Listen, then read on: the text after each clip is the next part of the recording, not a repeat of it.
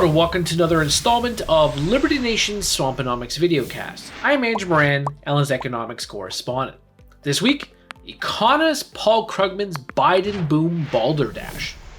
In a new blog post for the New York Times, Paul Krugman came to the president's defense and made some head-scratching comments, with the primary one being that Bidenomics has been great for US workers. Krugman stated that, in addition to the employment surge, workers have thrived in today's post-pandemic economy. What about inflation? Yeah, well, that doesn't really matter in the world of Krugman.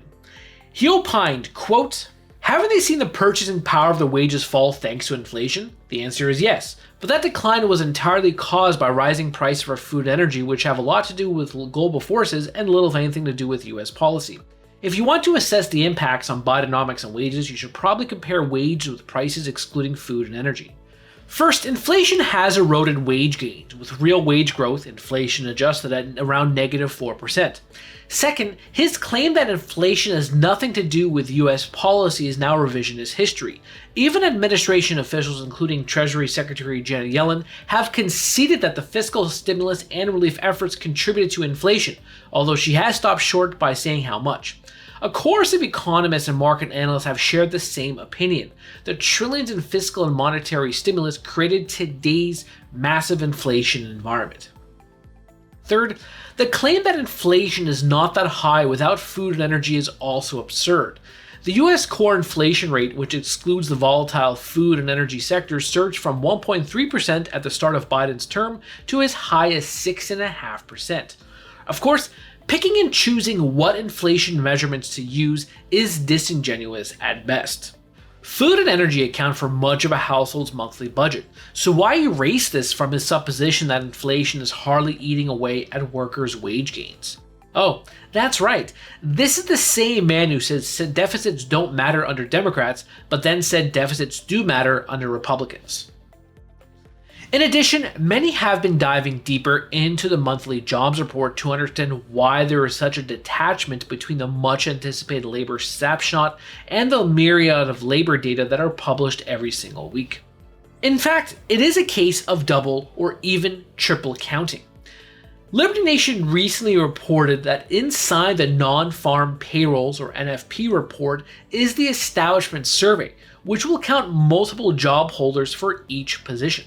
So, if you have 2 jobs, this will count for 2 jobs for the overall report. However, the household survey will only factor in every job holder. So if you possess 2 positions, it will only count as 1 job in this part of the NFP. What does this metric reveal? The Joe Biden economy lost jobs in 2 of the last 4 months.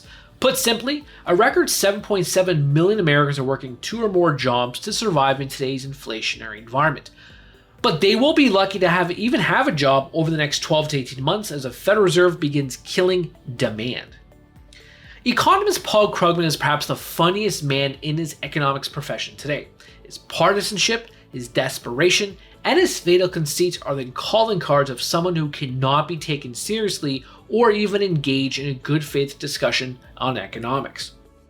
Krugman is one of those types who will interject in any conversation and say, "Well, actually," while still getting it wrong.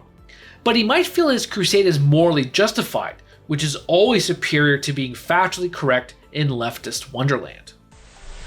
That's it for me this week.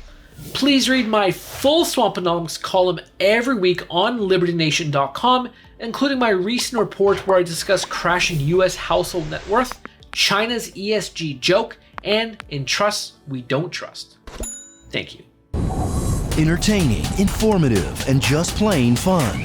Watch Liberty Nation's The Conservative 5. Produced by conservatives for conservatives. C5's The Left Free Zone. Hosted by Liberty Nation's Lisa K. Donner. Joined by a raucous, irreverent panel of authors. Deconstructing leftist narratives. Debating the hot topics. And remembering to laugh. Join the official conservative safe space. You only did that to piss Jeff off. Liberty Nation's The Conservative 5.